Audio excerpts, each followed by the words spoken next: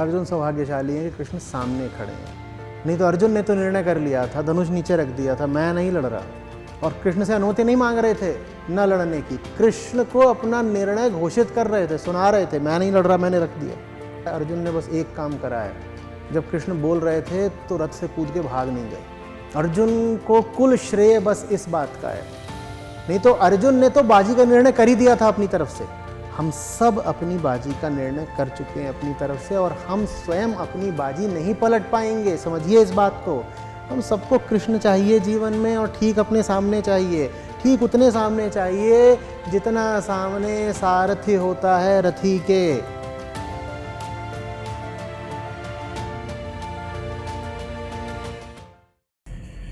आचार्य जी, जैसे अभी आप थोड़े ही समय पहले तक इसी बात पे चर्चा हो रही थी कि कैसे जो छोटे कस्बे हैं या शहर है हिंदुस्तान में, उसमें क्योंकि लोगों के पास ठीक काम नहीं है करने को, अपने समय बर्बाद करने को, तो वो वही सारे ऐबों में फंस जाते हैं जिन ऐबों में फंस के आदमी जानवर बनता जाता है। और ये बढ़ता ही जा रहा है, ये बढ़ता ही जा रहा है, इसकी कोई समाप्ति दिख नहीं रही है। बल्कि जैसा आपने बताया था कि पिछले 20 सालों में हैवानियत बढ़ी गई है छोटे शहरों, गांव, कस्बों में। तो इसका इलाज क्या है? इसके लिए क्या किया जा सकता है? इसका क्या तरीका है? कि दो वजहें रही हैं जिसकी वजह से छोटे शहरों और गांवों में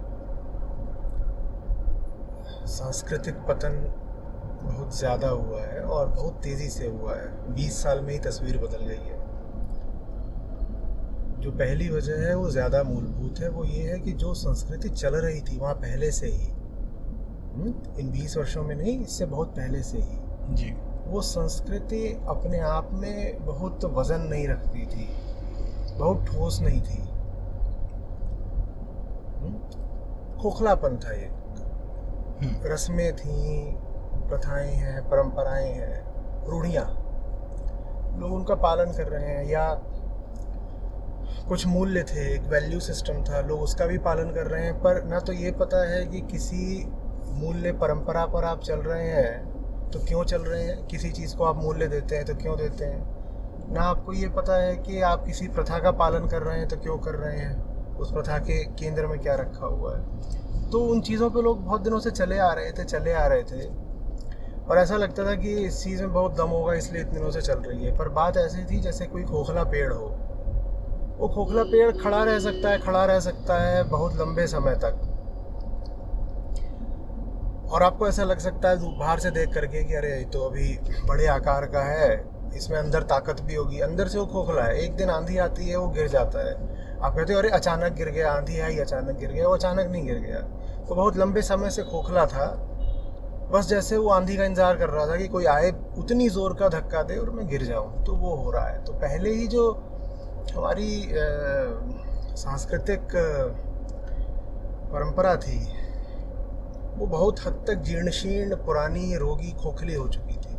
अब फिर इस 20 साल में क्या हो गया? इस 20 साल में ये हो गया कि पहले टेलीविज़न और फिर मोबाइल डेटा का ज़बरदस्त प्रहार, ठीक है, 90 के दशक से ख़ास तौर पे सन 2000 के बाद घर घर में डिश टीवी पहुंच गया। ठीक है, आप जाइए तो एकदम छोटे घर होंगे, हो सकता है एकदम पक्के घर भी ना हो, अभी वो हो सकता है उनके पास बहुत पैसा भी ना हो, लेकिन वो छतरी जो है छत पर लगी रहती है टीवी देखने के लिए। तो ये चीज़ 20 साल पहले से शुरू हो गई थी। अब घर घर में वो जो शहरी कचड़ा है वो गांव में पहुंचना शुरू हो गया, डिश टीवी वगैरह के माध्यम से। फिर अभी पिछले 8-10 साल से डेटा सस्ता हो गया, तो डेटा पहुंचना शुरू हो गया। अब चाहे टीवी हो और जो ये 100-200 चैनल हैं टीवी पे, ये टीवी वाले चैनल हों, और चाहे ये जो इंटरनेट से चीज़ पहुंच रही लोगों के घरे में, दोनों में एक साझी बात क्या है? दोनों में साझी बात ये है कि जो भी लोग उन टीवी चैनल्स या इंटरनेट के माध्यम से आपको मसाला परोस रहे हैं, वो आपको कुछ ऐसा परोसना चाहते हैं जो आपको बड़ा आकर्षक लगे और आप जिसके कारण उनका चैनल बार बार देखते रहो।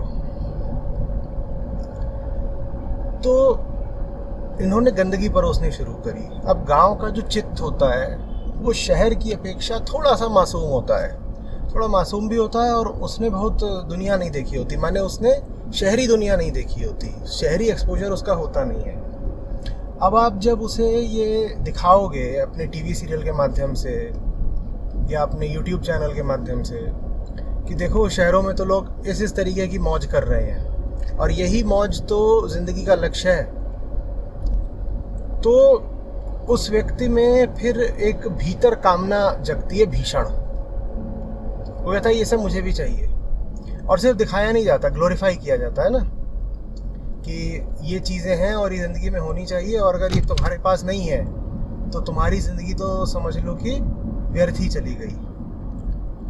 तो ग्लोरिफिकेशन ऑफ नॉनसेंस और ग्लोरिफिकेशन ऑफ कंजम्पशन हुआ है। घर घर में ये बात पहुंचा दी गई है गांव में कि शहर वाले लोग इन तरीक़ों से ऐश करते हैं, शहर में सबके पास बड़ी गाड़ियां हैं और शहर ही स्वर्ग है। और स्वर्ग किस लिए है? इसलिए नहीं कि वहाँ पर बेहतर लोग रहते हैं या वहाँ बेहतर मूल्य है, इसलिए है क्योंकि वहाँ हर आदमी ऐश कर रहा है। तो ये जो ऐश का कॉन्सेप्ट है ये गांव में भी पहुँच गया। और ऐश में क्या आता है कि पैसा बहुत है, कंजम्पशन भोग बहुत है और सेक्स बहुत है। अब वो चीज़ गांव वाले को भी चाहिए, भले ही वो चीज़ शहर में ही नहीं पाई जाती, पर वो गांव वाले को चाहिए अब, क्योंकि उसको ये बता दिया गया है कि ये चीज़ शहर में प्रचुरता से हो रही है। वो शहर में भी नहीं रही, किस्सा है, कहानी है, पर अब गांव वाले को चाहिए। और मैं ये बात कितनी बार पहले बोल चुका हूँ कि गंदगी हमेशा ज़्यादा तेज़ी से फैलती है। आप कोई अच्छी चीज़ दिखाएंगे तो आपका टीवी चैनल या आपका सोशल मीडिया नहीं चलेगा उतनी अच्छी से, उतनी तेज़ी से नहीं फैलेगा। लेकिन आप जब गंदगी दिखाते हैं तो आपका टीआरपी भी बढ़ जाता है, आपके सब्सक्राइबर भी बढ़ जाते हैं। आप एक टीवी चैनल के ओनर हैं, आपको टीआरपी बढ़ाना है, आप गंदगी परोसेंगे। आपको यूट्यूब चैनल चलाते हैं, आप गंदगी परोसिए, आपके सब्सक्राइबर तुरंत मिलियन में भागेंगे। आप एक अच्छा चैनल चलाइए, आप कोई ढंग की बात करिए, लोग आएंगे नहीं आपकी तरफ। ये आज की बात नहीं, सदा का नियम है ना। हम हमेशा गंदगी की ओर ही तो ज़्यादा तेज़ी से आकर्षित होते हैं। सच्चाई को तो बड़ी मेहनत करनी पड़ती है अपने आप को किसी तरह लोगों तक पहुंचाने के लिए और अपने आप को स्वीकार्य बनाने के लिए। तो विशेषकर सस्ते डेटा ने ये करा कि गंदगी को तेज़ी से फैलने का एकदम मौका दे दिया। टिकटॉक या फिर मौज, ये जितने भी प्लेटफॉर्म्स थे, इन्होंने जो किया है, इन्होंने गंदगी को फैलने का बहुत तेज़ी से मौका दे दिया कि हर आदमी जो वैसे तो किसी काम का नहीं है, पर जिसमें भीतर कामना दहक रही है कि मुझे ही पैसा मिल जाए, मैं भी फेमस हो जाऊं, वो फिर जल्दी से अपनी कोई घटिया सी गंदी सी चीज़ बनाएगा और वो भी कुछ थोड़ी बहुत प्रसिद्धि पा जाएगा। तो ये हुआ है। ये नहीं हो पाता अगर जो पहली समस्या थी मूलभूत वही ना होती। हमने क्या कहा था, पहली मूलभूत समस्या क्या थी? कि संस्कृति, हाँ, कि जो सांस्कृतिक आधार था पहले से वही बहुत खोखला था। वो इतना खोखला था कि उस पर टीआरपी की और सब्सक्राइबर्स की चोट पड़ी और वो ऐसे 20 साल के अंदर ध्वस्त हो गया सब कुछ। लेकिन आचार्य जी, मेरा एक सवाल यहाँ से उठ रहा है, वो ये है कि जिस चीज़ को प्रसारित किया जा रहा है कि ये तुम्हारे जीवन में कमी है, तुम्हारे जीवन में भोग नहीं है, लुप्ता नहीं है, वो तो अभी भी नहीं है। तो फिर आदमी को उसको पाने के लिए तो और मेहनती होना चाहिए था, होना तो ये चाहिए था। अगर आप ये दिखा दें कि मेहनती होने की ज़रूरत नहीं है, तो एक टीवी सीरियल आता है उसमें वो ये थोड़ी दिखाते हैं कि जो लोग ऐश कर रहे हैं बड़े मेहनती हैं। आप एक टीवी सीरियल देखते हो उसमें हर कोई ऐश कर रहा होता है। गरीबी दिखाना तो अब आउट ऑफ फैशन हो गया है जी। गरीबी तो अब दिखाई जाती नहीं, चाहे सिनेमा का पर्दा हो, चाहे टीवी का पर्दा हो, चाहे सोशल मीडिया हो। हर आदमी को ऐश करता दिखाया जा रहा है और ये कोई नहीं बता रहा वो ऐश कर कहाँ से रहा है, या ऐश कर भी रहा है तो उसके औने पौने साधन उपलब्ध करा दिए गए हैं। अब जैसे ये निकला है कि मोटिवेशन की स्पीच दो और लोगों को उदाहरण के लिए मल्टी लेवल मार्केटिंग में एनरोल कर लो और उनको दिखाओ कि पैसा पैसा पैसा पैसा, या कि नए लड़के हों जो कुछ जानते नहीं हैं फाइनेंस के बारे में, स्टॉक मार्केट के बारे में, इन्वेस्टमेंट्स के बारे में, उनको लालच दिखाओ कि देखो अगर तुम फलानी जगह पे पैसा लगा दोगे तो तुमको ज़बरदस्त तरीके से लाभ हो जाएगा, क्रिप्टो में पैसा लगा दो। उससे 2-4 को हो भी जाता है, लेकिन 2-4 को मुनाफा होता है, उसके पीछे कोई ये नहीं बताता कि 2000-4000 बर्बाद हो गए, लाशें पड़ी हुई, वो कोई नहीं बताता है। तो जो संदेश दिया जा रहा है वो ये है कि एक अय्याशी की ज़िंदगी संभव है बिना मेहनत करे, और आज हर आदमी इस विचारधारा को पकड़ चुका है कि मुझे अय्याशी करनी है, और वो अय्याशी मुझे बिना मेहनत के करनी है, या मेहनत भी थोड़ी बहुत कर ली और उसके बाद तो जीवन में मुझे अय्याशी ही चाहिए है। और मैं सोचता हूँ कि गीता का निष्काम कर्म कहाँ चला गया, जिसमें कहा जाता है कि तुम जो सही काम है वो करो, उसमें से क्या मिलेगा क्या नहीं मिलेगा सोचो मत। उस चीज़ से तो हम बहुत बहुत दूर आ गए। असल में हम उस चीज़ के करीब कभी थे भी नहीं। अगर करीब होते तो इतनी जल्दी हमें उखाड़ नहीं दिया जाता। उस चीज़ को भारत ने कभी ठीक से पकड़ा ही नहीं था, इसीलिए तो ये जब उल्टी पुल्टी ताकतें आई तो इन्होंने हमें एकदम ध्वस्त कर दिया। तो आज का जो आदर्श है वो यही है कि आप एक स्मार्ट बंदे हैं जो अपनी स्मार्टनेस के माध्यम से, मेहनत के माध्यम से नहीं, अपनी स्मार्टनेस के माध्यम से घर बैठे लाखों कमाता है महीने के, और उसके बाद ऐश करता है। और बहुत बेशर्मी के साथ लगातार हर तरह के मीडिया से आपको संदेश भी यही दिया जा रहा है। यूट्यूब पर इन्फ्लुएंसर्स हैं, वो आते हैं बताने के लिए कि देखो तुम ऐसे पैसा कमाओ, ऐसे पैसा कमाओ। ये वो है जो खुद कभी पैसा नहीं कमा पाए, ये खुद ही यूट्यूब से पैसा कमा रहे हैं। ये ज़िंदगी में कुछ भी करके कभी पैसा नहीं कमा पाए, हर काम में असफल है। और आप देखिए तो आज हर आदमी यूट्यूब पर फाइनेंशियल एडवाइज़र बना हुआ है, और वो अपने थंबनेल लगाते हैं, वो थंबनेल में ऐसे अपने नोटों की गड्डियाँ दिखाते हैं कि देखो। कुछ ऐसे हैं जो अपना बैंक स्टेटमेंट दिखा रहे होते हैं अपनी वीडियो में कि देखो मैंने 5 करोड़ कमा लिए, तुम भी कमा सकते हो। इसमें कोई नहीं कमा रहा, इसमें बस जो दिखा रहा है कि मैंने इतने कमा लिए, वो कमा रहा है, वो भी थोड़ा बहुत। जो यूट्यूब से पैसा आ गया थोड़ा बहुत, उसमें उतने से के लिए ये लोग पूरे देश को, विशेषकर जो बेचारे ग्रामीण इलाकों के छोटे कस्बों के बच्चे हैं, उनको बर्बाद करे दे रहे हैं। लेकिन आचार्य जी, तथ्यगत रूप से तब एक ग्रामीण लड़के को हाथ में कुछ मिल नहीं रहा, तो फिर वो उस उम्मीद के साथ टिका कैसे है? क्या उसको अगर चलो एक बार धोखा खा लिया, 2 बार लगा लिया, 3 बार लगा लिया, लेकिन उसके बाद तो आदमी को चेत जाना चाहिए ना। आप कामना का फिर स्वरूप समझते नहीं है। वो आपको 40 बार एक ही गड्ढे में गिरा सकती है, और उसके बाद 41वीं बार आप फिर उस गड्ढे में गिरने को तैयार होंगे। कामना वो चीज़ है, आप में बस कामना जगा दी जाए, आप एक ही गलती को 500 बार करेंगे। ये जो कहते हैं दूध का जला छाछ फूक फूक कर पीता है, ये बात विवेकवान लोगों के लिए है कि एक बार जल गया तो फिर दोबारा सतर्क रहेगा ना। जो आदमी अंधी कामना से ग्रस्त हो गया, मैं कह रहा हूँ, वो एक ही गलती 15 बार करेगा, और आप उससे 25 बार और करवा सकते हो, करेगा। आप बस लालच दिखाते रहो उसको। इसीलिए तो मैंने शुरुआत करी थी सांस्कृतिक आधार की बात से। जो अच्छा सांस्कृतिक आधार होता है वो आध्यात्मिक होता है वास्तव में। अच्छी संस्कृति कौन सी है? अच्छी संस्कृति वो है जो पूरी तरह आध्यात्मिक है। अगर संस्कृति ऐसी हो गई जिसमें बस ऊपरी साज सज्जा है, ऊपर ऊपर की बातें हैं, समझ रहे हो जी। ये रस्म है, ये रिवायत है, ऐसा कर लो, ऐसा कर लो, इस नदी की पूजा, वो पेड़ के पास चले गए या बड़ों को प्रणाम कर लिया, और ये सब जो हो रहा है इसका कभी अर्थ नहीं बता रही आपको वो संस्कृति। आप परिचित ही नहीं है कि इन प्रतीकों के माध्यम से संस्कृति आपको संदेश क्या देना चाह रही है। तब हम कहते हैं कि संस्कृति अब जराजीर्ण हो गई है। जरा माने बूढ़ी और खोखली, जराजीर्ण हो गई है। अब उसमें कोई दम नहीं है। अब कोई आएगा बाहर वाला और एकदम इस संस्कृति को धराशायी कर देगा। वही हुआ है जी। इवन संस्कृति पहले भी लोगों तक पहुंचाने के लिए वैल्यू सिस्टम जो था वो उसके में लिटरेचर काफ़ी एक बड़ा रोल प्ले करता था।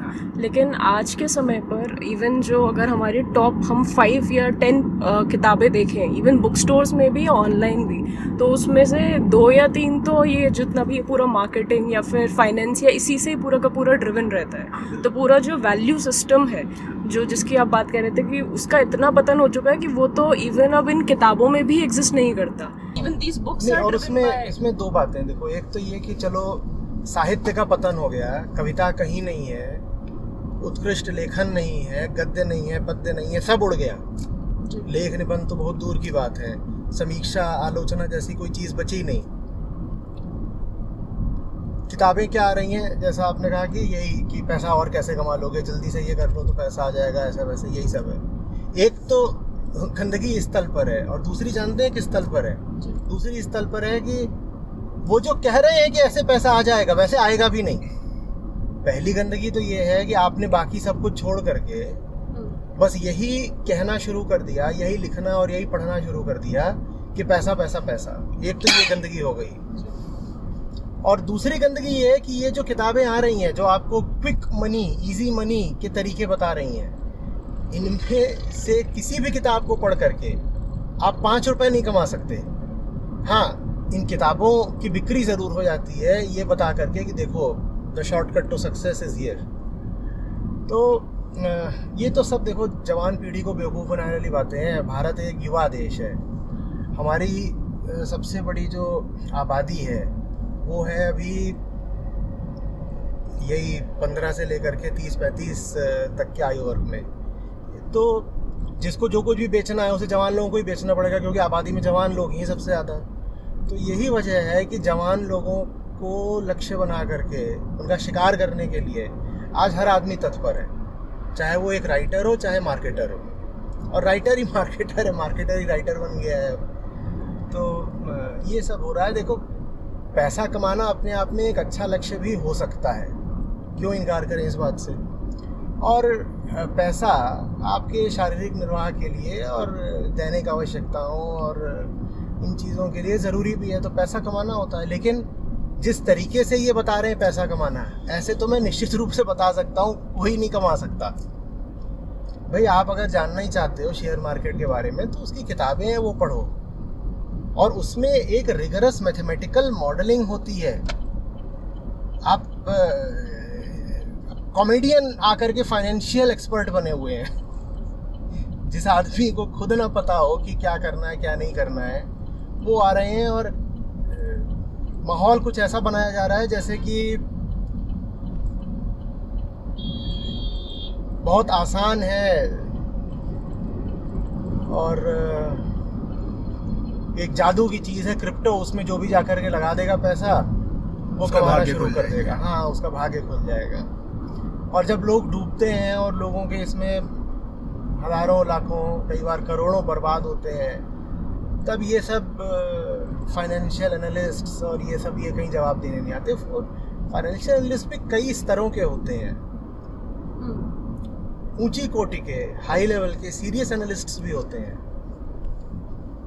पर उनको आप पढ़ोगे नहीं। स्टॉक मार्केट पर रिसर्च रिपोर्ट्स आती हैं, इन्वेस्टमेंट पर पेपर्स होते हैं, वो आप पढ़ोगे नहीं। एक आकर के ड्रामेबाज जैसा कोई होगा जो स्क्रीन पर एक्टिंग कर रहा है और आपको बोल रहा है देखो ऐसा होगा वैसा कर लो, अभी है ना ऐसे पैसा बन जाएगा, आप उसको सुन लोगे, तो ऐसे तो पैसा भी नहीं बनेगा ना। पहली बात तो आपने ज़िंदगी की सारी चीज़ों को छोड़ करके पैसे को दिमाग में डाल लिया, और दूसरी बात वो जो पैसा आपने अपने दिमाग में डाल लिया आपको पैसा भी नहीं मिला। आप बताइए आप कहाँ के बचे? माया मिली ना राम। वो फिर कामना आपको अंदर ही अंदर खाती रहती है, कामना खाती रहती है, और वो फिर आपसे और कुछ नहीं कराएगी, हर तरह का भ्रष्टाचार कराएगी। आप पैसा कमाने के लिए हर तरह का करप्शन करोगे और भीतर ही भीतर घुटते हुए रहोगे, फ्रस्ट्रेशन में रहोगे, जिससे आपको 100 तरह की बीमारियां होंगी, डिप्रेशन होंगे, और भीतर ही भीतर आपके आत्मसम्मान बहुत चोटिल रहता है कि भैया कुछ काम नहीं, कि कोई उसमें दुर्गति हो चुकी होगी कि मैंने ये चाहा मुझे ये नहीं मिला, मैंने वो चाहा मुझे वो नहीं मिला। समाधान क्या है इसका? देखो, समाधान सबसे पहले तो स्वीकार करना होगा कि भारत अभी जैसा है और हमारी जितनी आबादी है, जिस तरीके के अरमान हमको चटाए जा रहे हैं, वो अरमान पूरे होने से रहे। अगर आप ये सोच रहे हो कि आपको सुख मिल जाना है बहुत सारा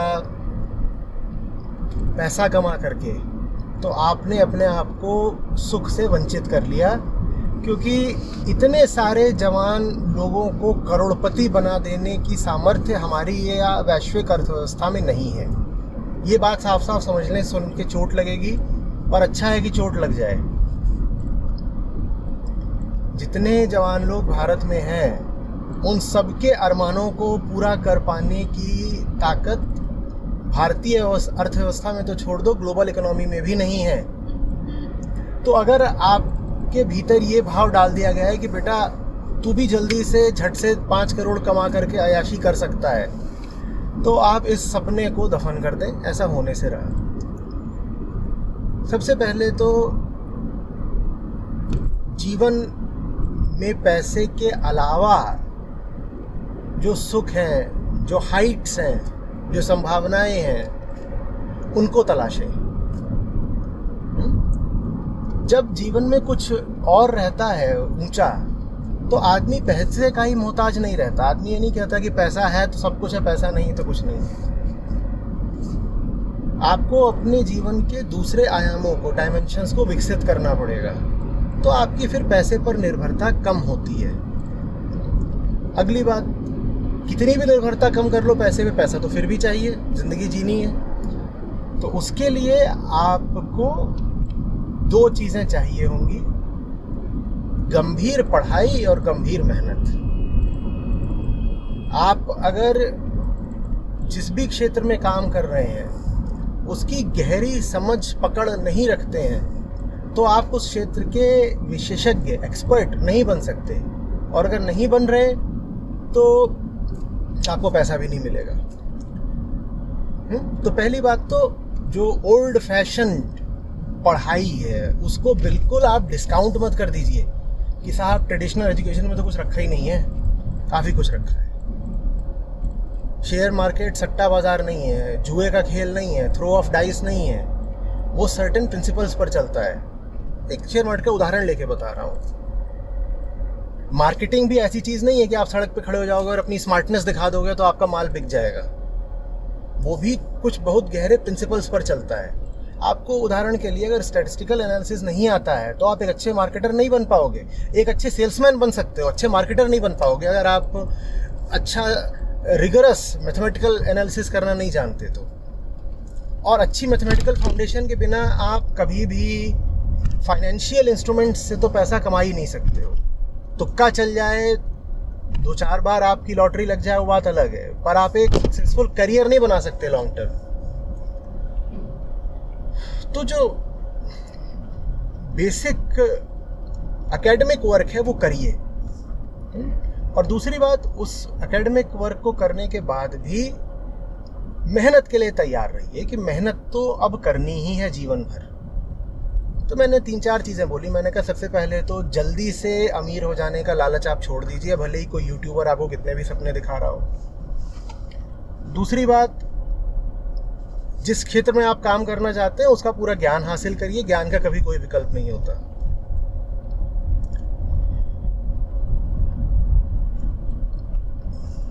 गीता में कृष्ण बोल गए थे, नहीं ज्ञाने सदृश, ज्ञान के सदृश कोई नहीं है जो कि आपके बंधनों को जला देता हो। वो बात आज भी लागू होती है, आंतरिक तौर पर ही नहीं, आर्थिक तौर पर भी, कि आर्थिक बंधन भी अगर काटने हैं तो उसके लिए ज्ञान होना चाहिए। जिस भी क्षेत्र में आप काम कर रहे हो उसका ज्ञान हासिल करिए। ज्ञान हासिल करने के लिए कई बार फॉर्मल एजुकेशन चाहिए होती है, बाहर पढ़ लो, नहीं तो आज के समय में वो ऑनलाइन भी मिल जाती है। लेकिन ये नहीं कर पाओगे आप कि आप सोचो कि मैं किसी यूट्यूबर से वो इन्फॉर्मेशन हासिल कर लूँगा, वो नहीं हो पाएगा। हम भी बात करते हैं, हमारा YouTube चैनल चलता है, उस पर आते हैं लोग, सुनते हैं, कहते हैं कि अच्छा ये है वो। उनको बार बार बोलता हूँ मुझे सुन लिया, अब जाओ और जा कर के जिन किताबों की, पुस्तकों की मैं बात कर रहा हूँ उनको पढ़ो ना। यहाँ वीडियो भी भर देख लेने से नहीं होगा, जाओ अब जा कर के अपना होमवर्क करो, जो एक एकेडमिक डिसिप्लिन चाहिए वो दिखाओ, तो वो चाहिए होता है। और जीवन में रसदायक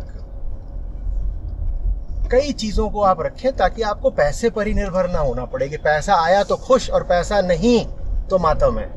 ये नहीं होना चाहिए।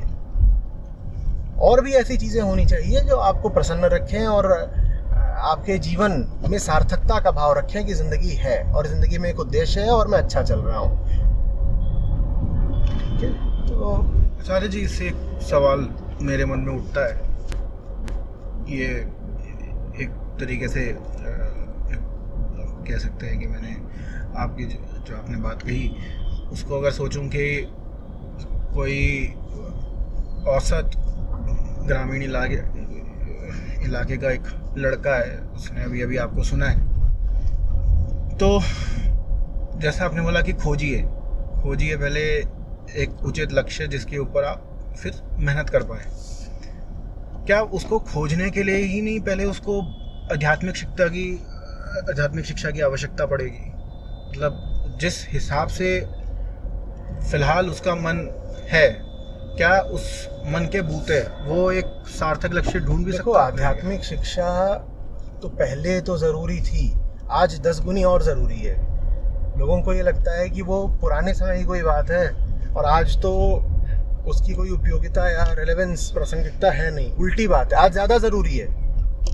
आज ज़्यादा ज़रूरी है क्योंकि आज हमारी कामनाएं, इच्छाएं ज़्यादा दहका दी गई हैं। तो आज तो बहुत ज़रूरी है कि बचपन से ही आपको कुछ बहुत मूलभूत बातें समझाई जाएं, क्योंकि नहीं समझा दी गई तो ये जो मार्केट इकोनॉमी है, जो कंज्यूमरिज्म पर चलती है, ये आपको खा जाएगी तुरंत। अगर आपको बचपन से ही नहीं पता है कि भाई खुशी बाजार में जाकर चीज़ें खरीदने खाने से ही नहीं मिलती, और भी जगहें हैं, और भी तरीके हैं, और भी माध्यम हैं जिनसे खुशी और सेंस ऑफ वेलनेस और सार्थकता पाई जा सकती है। अगर आपको ये नहीं पता है तो ये बाजार आपको खा जाएगा। जैसे आप क्या करते हैं, सूक्ष्म तरीके हैं, हाइयर ऑर्डर प्लेजर्स हैं। यही थोड़ी है कि पैसा ले लिया और जा करके कहीं पर बहुत अयाशी कर दी, बहुत सारी शराब पी लिया, और भी जितने भी तरीके होते हैं कि भाई कैसे खुश है भाई तू इतना, मैं वीकेंड पर 50,000 फूंक कर आया हूँ इसलिए खुश हूँ। ये पहली बात बहुत महंगी खुशी है। दूसरी बात, ये चलती नहीं है, ये दूर तक नहीं जाती। ये शिक्षा तो बचपन से ही होनी चाहिए कि, और ये शिक्षा ही भर नहीं है, बच्चे को इस बात का अनुभव कराया जाना चाहिए कि देखो तुमने अभी शनिवार इतवार को ये करा, इसमें आनंद आया कि नहीं आया। अब वो क्या हो सकता है, वो पेंटिंग हो सकती है, स्पोर्ट्स हो सकते हैं, कहीं पर चला गया वो ट्रैकिंग कर रहा है वो हो सकती है, या वो कहीं चला गया कोई इन्वायरमेंटल कैंपेन है कि नदी किनारे पॉलीथीन साफ कर दिए शनिवार इतवार को, ये चीज़ हो सकती है। तो बच्चे को ये सिखाया जाना चाहिए कि ऐसे कामों में भी गहरी खुशी है जिनका पैसे से बहुत ताल्लुक नहीं है, या कि कुछ नहीं करा, उसको सैटरडे संडे बैठा करके कोई बहुत अच्छी किताब पढ़ा दी और उसको बिल्कुल मज़ा आ गया बच्चे को। तो अब वो समझ गया है ना कि मनी इज़ ऑल राइट, लेकिन मनी इज़ नॉट एवरीथिंग। ये सिर्फ कोई क्लिशे नहीं है कि आपको जा करके कह दिया नहीं money is not everything, but actually पैसा सब कुछ नहीं होता है। और जो लोग जानने समझने लग जाते हैं वो जान जाते हैं कि आपकी आवश्यकताओं वगैरह की पूर्ति के लिए निसंदेह पैसा आवश्यक है, लेकिन वो एक सीमा से ज़्यादा आपके लिए कुछ नहीं कर सकता। और अगर आप ऐसे हैं, ज़िंदगी आपकी ऐसी है कि आपके लिए सबसे बड़ी खुशी पैसा ही है, तो फिर आपको अपनी ज़िंदगी पर पुनर्विचार करना चाहिए। कहीं ना कहीं आपकी ज़िंदगी में बड़ी गड़बड़ चल रही है। पैसा भी किसी ऊंची चीज़ को पाने का यदि माध्यम बन रहा हो तो ठीक है, और आपकी ज़िंदगी में पैसा माध्यम की जगह अगर एंड ऑब्जेक्टिव बन गया है तो आपको चेत जाना चाहिए कुछ बहुत गड़बड़ हो रहा है।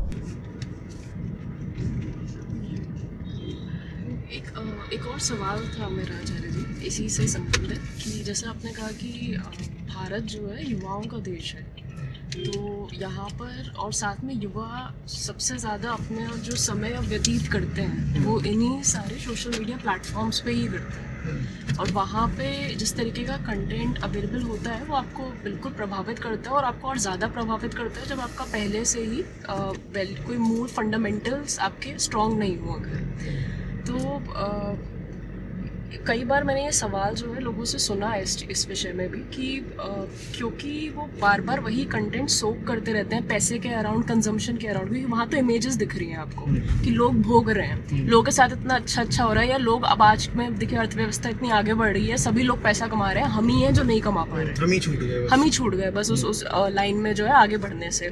इसके कारण क्या होता है कि जैसे कि मैंने ये कहा था कि जो टॉप 10 किताबें हैं उसमें 3 से 4 आपकी जो है पैसे के बारे में, फाइनेंस के बारे में है, और फाइनेंस के बारे में ऐसे नहीं है कि वो आपको बड़ा मूल कोई फाइनेंस समझा देती हैं, वो बेसिकली आपको एक होप छोड़ जाती हैं और भीतर लालच जगा देती हैं। तो ये जो वैल्यू सिस्टम है पूरा मनी के अराउंड ये या कंजम्पशन के अराउंड, क्योंकि वही एंड गोल है, वो इतना ज्यादा स्ट्रांग होता चला जाता है, स्पेशली एक युवा का जो मन है वो उसकी कोर वैल्यू बनता चला जाता है। अब इसका रिजल्ट ये होता है कि एक तरफ मुझे वो जो टॉप किताबें हैं पैसे के ऊपर वो रख दी जाए सामने, और दूसरी तरफ मेरे कोई ग्रंथ रख दिया जाए सामने। ग्रंथ को फिर देखते ही ऐसा लगता है, एक एवर्जन पैदा होता है अंदर से कि भाई ये तो वो बात मुझे बता ही नहीं रहे जो मेरी कामना को पूरा करेंगे, और कामना को समझने की कभी कोई अंडरस्टैंडिंग या कोई टीचिंग एजुकेशन कभी ली नहीं कि इसको समझा भी जाता है। तो फिर मतलब ये फिर कौन सी दिशा में के लिए ये समस्या हमेशा से रही है।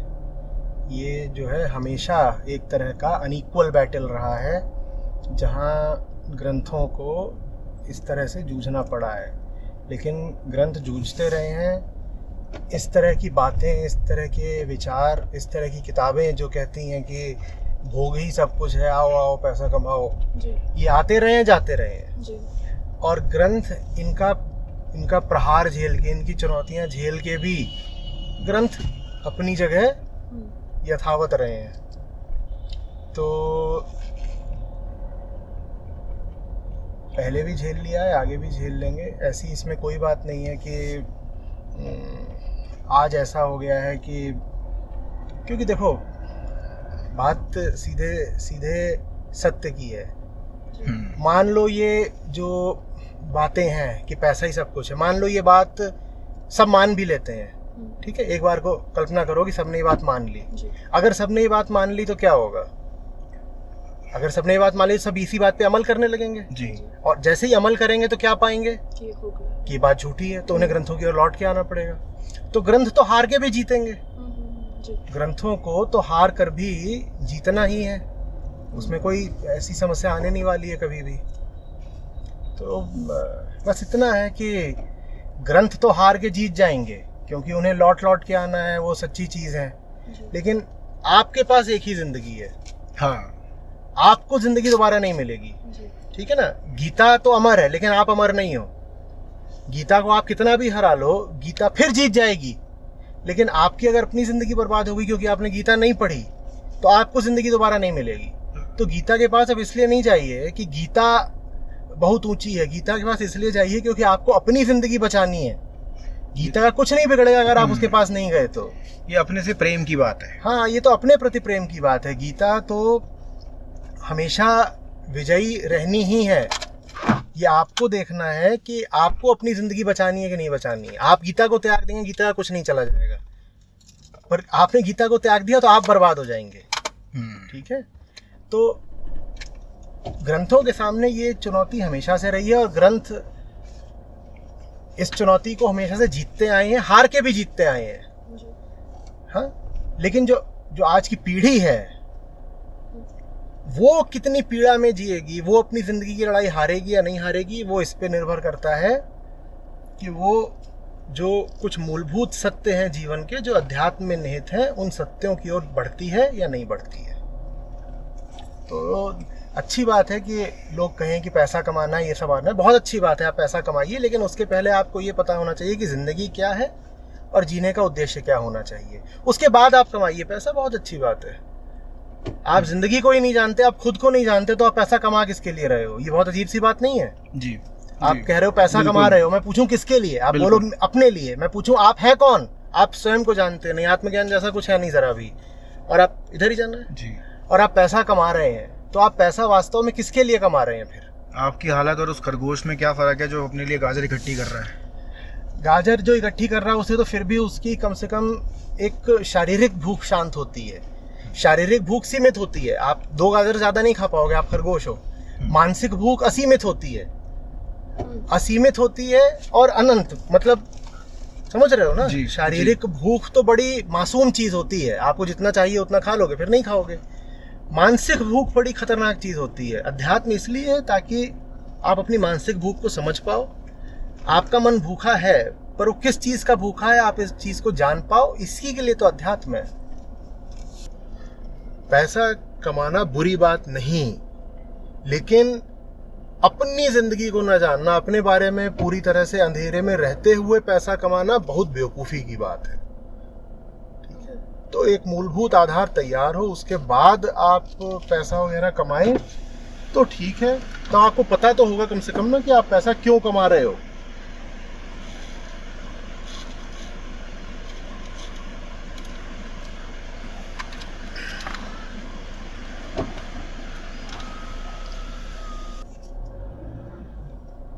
संसाधन है पैसा, संसाधन, रिसोर्स गाड़ी की तरह है, वो कहीं पहुंचाता है पैसा। कहाँ पहुंचना है ये पता तो होना चाहिए।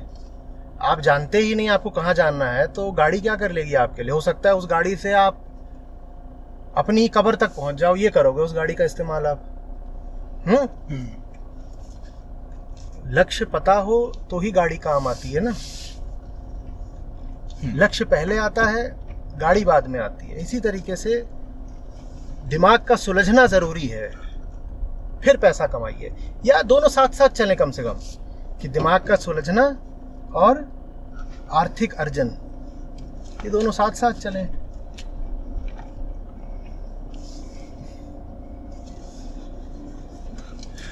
चलिए साहब, हम तो आ गए एक ऐसी जगह जहां